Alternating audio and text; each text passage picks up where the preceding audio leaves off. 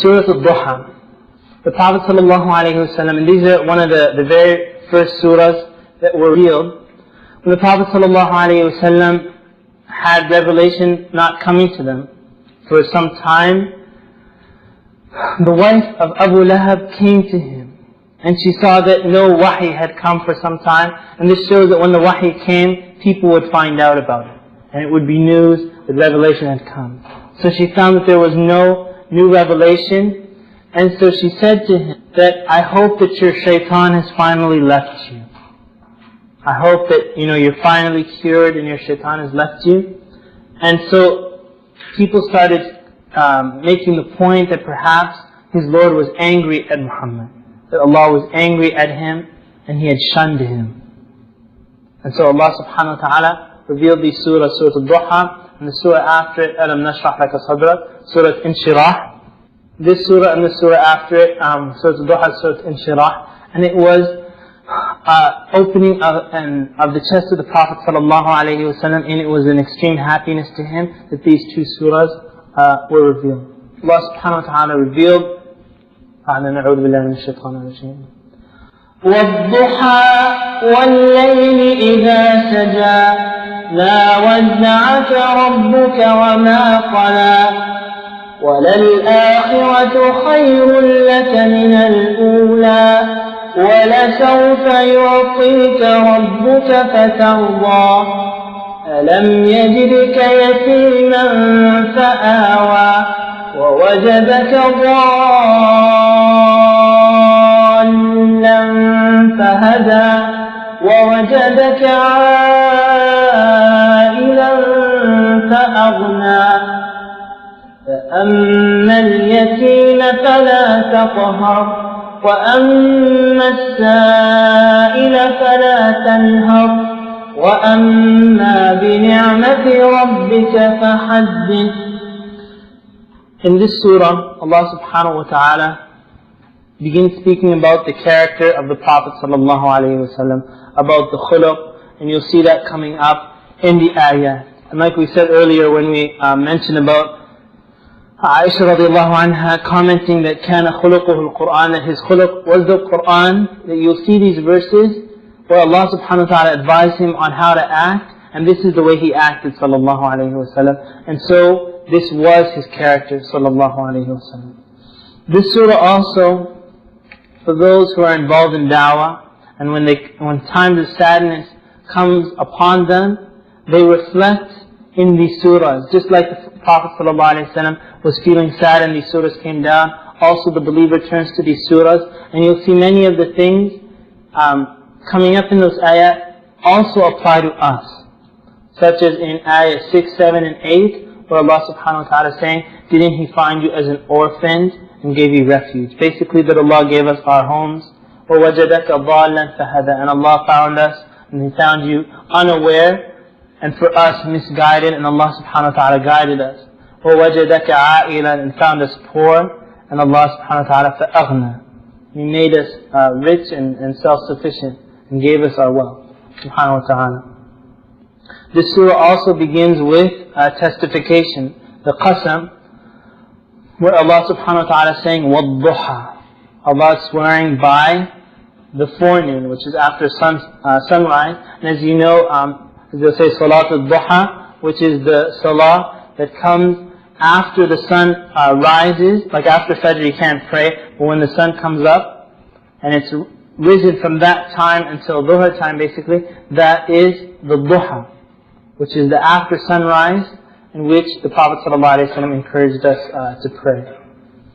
وَالضُّحَى, and then Allah subhanahu wa ta'ala is saying وَاللَّيْلِ إِذَا سَجَى, and the sajah, when it rests. Sajah has the connotation of resting, and these are two things that people will not deny, and this is the power of Allah subhanahu wa ta'ala. From the forenoon and to the night, وَالضُّحَى وَاللَّيْلِ إِذَا سَجَى.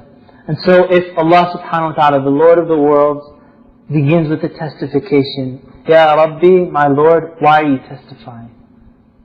So then the answer comes in ayah 3, مَا وَدَّعَكَ رَبُّكَ وَمَا قَلَى, that your Lord has not وَدَّعَكَ, it has the connotations of like bidding farewell.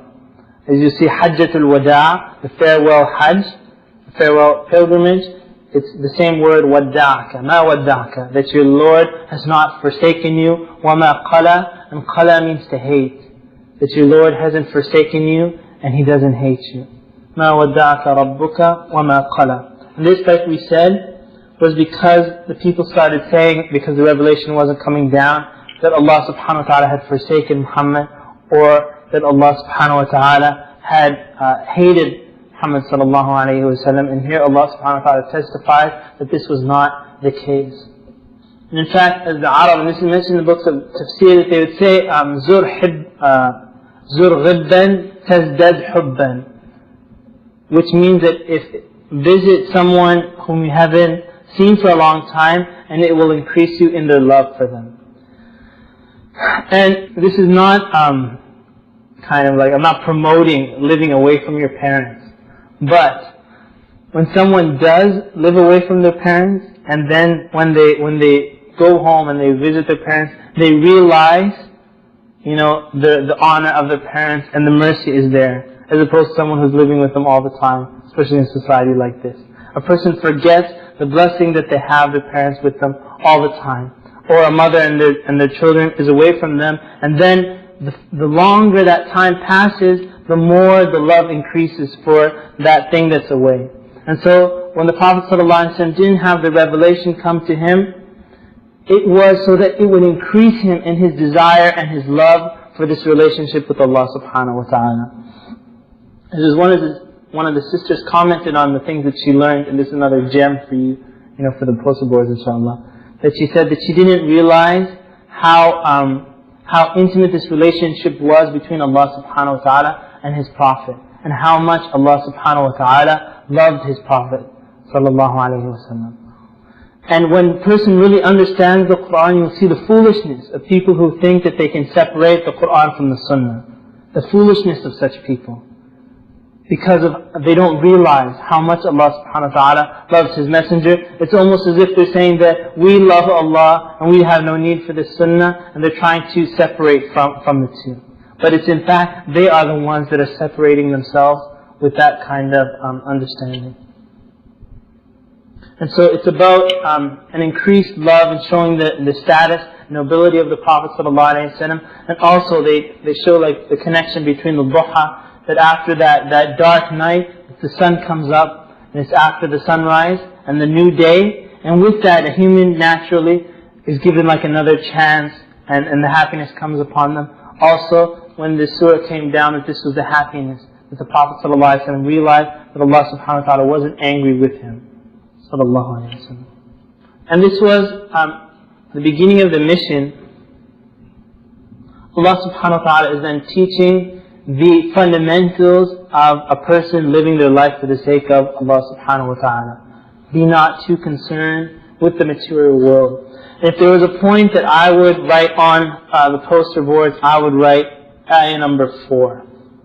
Ayah number 4. وَلَلْآخِرَةُ خَيْرٌ لَكَ مِنَ الْأُولَى. And that the hereafter is better for you than the first, from this dunya, from the present life. Because if you ever go to a fundraiser, or you ever fear or feel a little tired and you can't get up for salah, if a person truly understands that the hereafter is better for them, they'll be able to submit. It's when a person doesn't understand that the hereafter is better for them, they keep thinking and fooling themselves that this dunya is better for them. And so they prefer it over the hereafter. Allah subhanahu wa ta'ala is saying, وَلَلْآخِرَةُ خَيْرٌ لَكَ مِنَ الْأُولَى. Because when someone goes to a fundraiser, for example, he has $5,000 in his pocket, and they're asking for $5,000, and he's thinking, should I give it for the hereafter, or should I hold it back for the dunya? That's the thought process. The dunya or the akhirah. The dunya or the akhirah. وَلَلْآخِرَةُ خَيْرٌ لَكَ مِنَ الْأُولَى. And so the person will then say, well, what am I going to get? Verse number 5, وَلَسَوْفَ يُعْطِيكَ رَبُّكَ فَتَرْضَى. That Allah subhanahu wa ta'ala will continue to give you and to give you فَتَرْضَى, until you will be pleased and you will be happy and content. And it's only Allah subhanahu wa ta'ala that can make someone content. And I remember growing up in in a public school, and the public schools are kind of like a building, right? And it's very huge, and I thought, imagine if this all belonged to me, right? This entire school with all its rooms, this was my castle. This is when I was growing up. I thought it might take me about 1 month and I would be completely bored with the school. I said, where would which room would be my bedroom?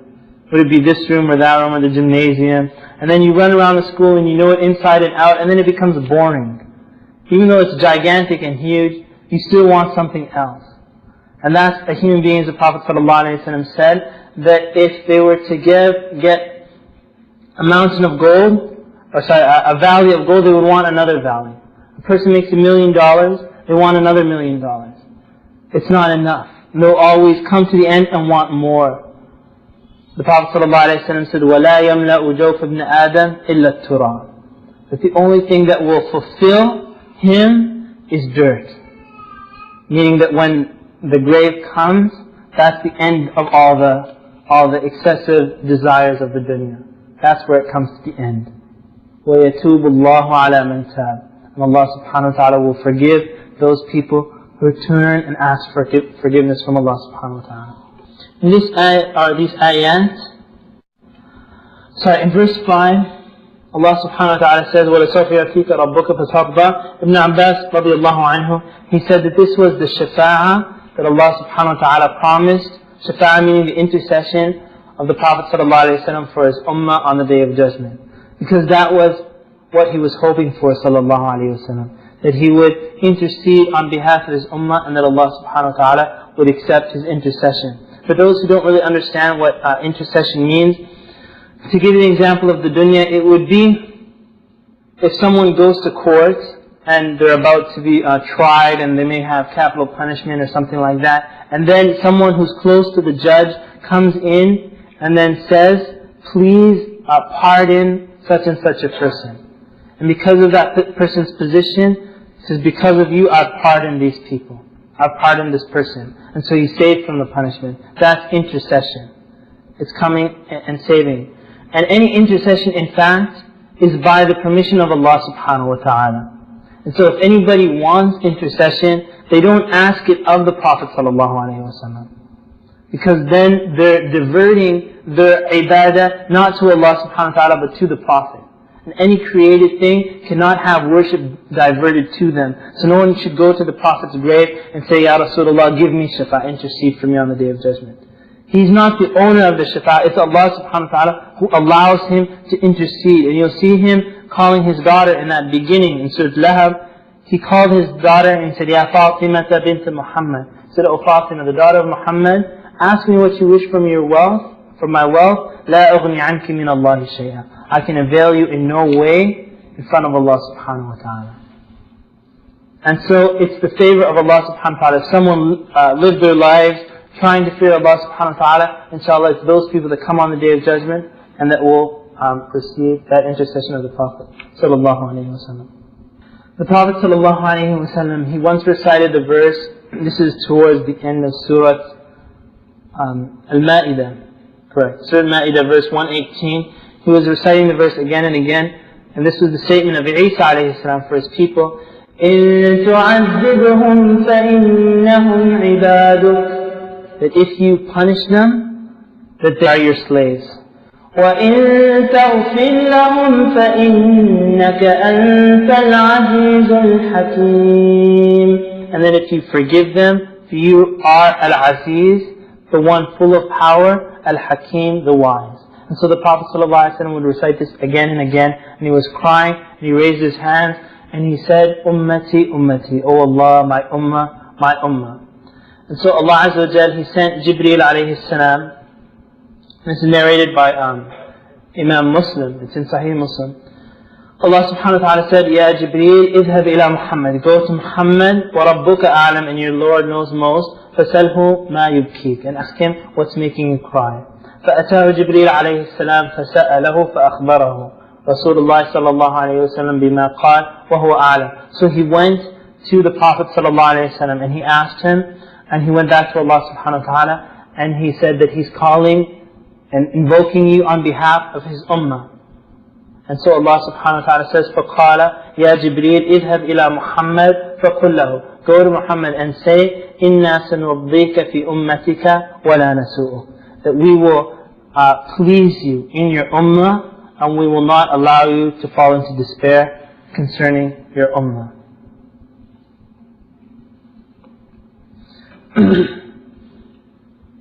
The Prophet ﷺ, in fact, every prophet was allowed a dua that would be answered. One dua that for sure would be answered by Allah subhanahu wa ta'ala. And so all of them had their dua, or they did their dua in this dunya. And the Prophet ﷺ said, I left my dua, that wish, to the hereafter. شَفَاعَةً لِأُمَّتِي يَوْمَ الْقِيَامَةِ, so that I would intercede on behalf of my ummah on the Day of Judgment. This hadith is mentioned in Bukhari and Muslim, where the Prophet ﷺ said, لِكُلِّ نَبِيٍّ دَعْوَةً مُسْتَجَابَةً, to every prophet is a dua that is accepted. فَتَعَجَّلَ كُلُّ نَبِيٍّ دَعْوَةً, so every prophet was hasty in their dua, meaning they did it in this dunya. وَإِنِّي اخْتَبَأْتُ دَعْوَتِي شَفَاعَتِي لِأُمَّتِي يَوْمَ الْقِيَامَةِ, he said, and I've hidden and held back my dua for the hereafter, Yawm al-Qiyamah, the day of resurrection, for my ummah. فَهِيَ نَائِلَةٌ إِنْ شَاءَ اللَّهُ تَعَالَى, and so the Prophet ﷺ said that it will reach its mark, that dua, if Allah subhanahu wa ta'ala wishes. مَنْ مَاتَ مِنْ أُمَّتِي, for those who died of my ummah, لَا يُشْرِكُ بِاللَّهِ شَيْئًا, not associating any partners with Allah subhanahu wa ta'ala. And this actually shows us the Prophet ﷺ. He was given this dua and he didn't hold it for himself. If someone is giving, a chance to make any wish that they want, most often that person will make a wish for themselves, something for themselves. But the Prophet ﷺ wasn't stingy, and that wasn't of his characteristic. His dua was for his ummah, and he would spend the night crying for his ummah. And how many of us have cried over the state of the ummah and trying to help them. This was Rasulullah sallallahu alayhi wa sallam and his attachment to the people. And so the shafa'ah is not the only thing that Allah subhanahu wa ta'ala blessed the Prophet sallallahu alayhi wa sallam. When Allah Azza wa Jalla says, وَلَسَوْفِ يَعْتِيكَ رَبُّكَ فَتَرْضَى, that Allah will give you until you're pleased, it's not just in the hereafter, but it's in the dunya and in the hereafter. Of the things in the dunya, Allah subhanahu wa ta'ala gave him the conquest of Mecca, victory over Mecca. Allah subhanahu wa ta'ala gave him nobility, established him in the land, gave him victory over the lands. His deen was above all other deens. And in the hereafter, Allah subhanahu wa ta'ala gives him the intercession, the shafa'ah. In the hereafter, he has al-maqam al-mahmud, the highest status of any human being on the Day of Judgment. And Allah subhanahu wa ta'ala blessed him with al-kawthar, and he's the leader of all the prophets, sallallahu alayhi wa sallam, and much more. وَلَسَوْفِ يُعْطِيكَ رَبُّكَ فَتَرْضَى. And if you actually look at the lives of human beings, who in the history of the world has ever been given more than the Prophet sallallahu alayhi wa sallam? And there's no one that's been given the same status as the Prophet sallallahu alayhi wa sallam. And then Allah subhanahu wa ta'ala reminds him of the blessing and taking them back to the roots. Very often when people, and this is a very shameful thing, that a person would come with all their blessings, they get older, they have all these blessings accumulated, and they don't recognize who it was that gave them that blessing. And so Allah subhanahu wa ta'ala is teaching us the adab here. أَلَمْ يَجِدْكَ يَتِيمًا فَآوَى, didn't He find you as an orphan and He gave you refuge? And if you see the seerah of the Prophet ﷺ, year after year in his youth, the people that were taking care of him one after the other were dying.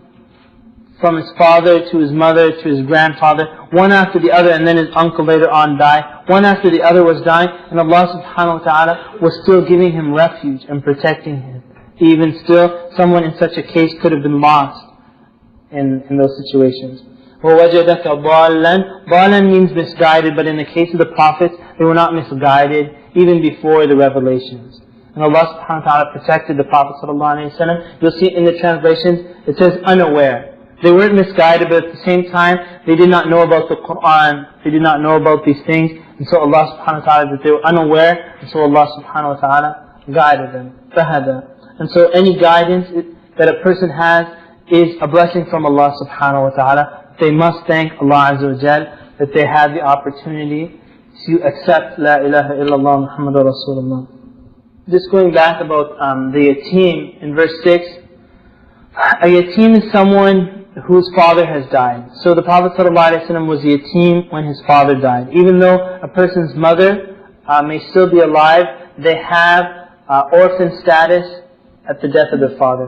When they reach puberty, their orphan status is no longer there. What I mean by status, meaning that the rulings and the ayats and the fear, all those things, they don't apply to a person after they reach puberty. So if someone's 43 years old and their father died, you don't say he's yatim, right? He's not an orphan. It's only someone from birth till the age of puberty. And here these ayats also, 6, 7, and 8, they come with istifham. You'll see the question mark there on each ayah, question mark, question mark, question mark. That it's, like we said, when the questions come, it's calling for the person to interact with this and actually admit to this. أَلَمْ يَجِدْكَ يَتِيمًا فَآوَى. And the person says yes. And they admit the blessings of Allah subhanahu wa ta'ala. And it's not like just, the verse doesn't say that you were yatim, you were an orphan, and this. And it's not just statements, but it's a question, so that the person will recognize the bounty of Allah subhanahu wa ta'ala upon them. In verse 7, وَوَجَدَكَ ضَالًّا فَهَدَى. Everybody is dhal except those whom Allah subhanahu wa ta'ala guides. And there may be people with good hearts, but still they are dhal, they are misguided, until they have the hidayah of Islam in their lives. And some people think that they can come to their goodness without guidance from the Sharia, or without guidance. One of those people would basically be Hitler, correct? He thought it was good to kill people. And so he killed them, even though his mind had concluded that this was a good thing to do. And other people in their lives, they'll think that, oh, this is good and there's nothing wrong with this. They are dhallan.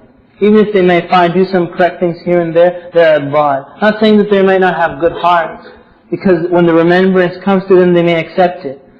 But as in Hadith Qudsi, Allah subhanahu wa ta'ala says, كُلُّكُمْ ضَالٌ إِلَّا مَنْ هَدَيْتَ. That every human is dhal, is misguided, except those whom I guide. فَاسْتَهْدُونِي أَهْدِكُمْ. So seek my guidance, make dua to Allah subhanahu wa ta'ala to guide us, and Allah subhanahu wa ta'ala will guide that person. In verse 8, وَوَجَدَكَ عَائِلًا. A'il is poverty. فَأَغْنَى. And He enriched you or gave you wealth and made you rich. And so the Prophet ﷺ came to a time from being an orphan. He came to the point where he would give wealth like no one would give. And he would give it away. And the example that the ulama mentioned was when the Prophet ﷺ gave the person, he saw a person looking at a valley of the sheep, and it's full of sheep. Basically, you're looking at a whole stockpile of sheep. And I can give you figures of similarities in our wealth. And I might not even, match it. But the Prophet ﷺ saw this man looking at it, and he said, does it please you, these sheep? The man said, yes. And so the Prophet ﷺ said, take it all. Take the whole valley full of sheep. And so he took all of it home. All of it to his tribe, and he told everybody, become Muslim, because Muhammad does not fear poverty. He does not fear poverty. وَوَجَدَكَ عَائِلًا فَأَغْنَى. So he went from being an orphan to this state where he would give people in such a way, sallallahu alayhi wasallam. And it wasn't the issue of wealth, but it was for the hope of the people's hidayah. And he used the wealth in that case, which eventually led to that entire tribe becoming Muslim. And that was using that wealth for the sake of Allah subhanahu wa ta'ala.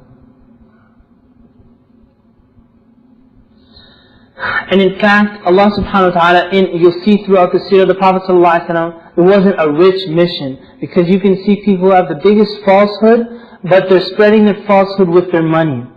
Like they have an idea, and they have an enormous marketing army behind them, and they use all their wealth to spread their falsehood. So much so that the falsehood seems more interesting to the people than the truth.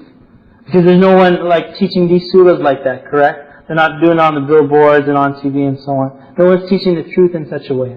But the falsehood is. And so someone may think that if the Prophet ﷺ had this huge wealth, that the message passed along through the wealth. That it was the money and the marketing that got people to accept Islam. But it wasn't. The Prophet ﷺ, the mission of Islam didn't have wealth in the beginning, and there were slaves that they couldn't even free from the torture and the pain that they were in, so that no one would have any doubt that this message spread because of the truthfulness of it, the message of Islam, and La ilaha illallah Muhammadur Rasulullah.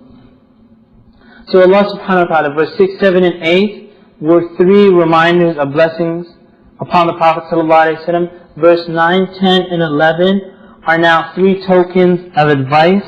And in fact, it's almost coming head to head. A lesson that we learn from this is that with the blessings comes responsibility. With the blessings comes responsibility.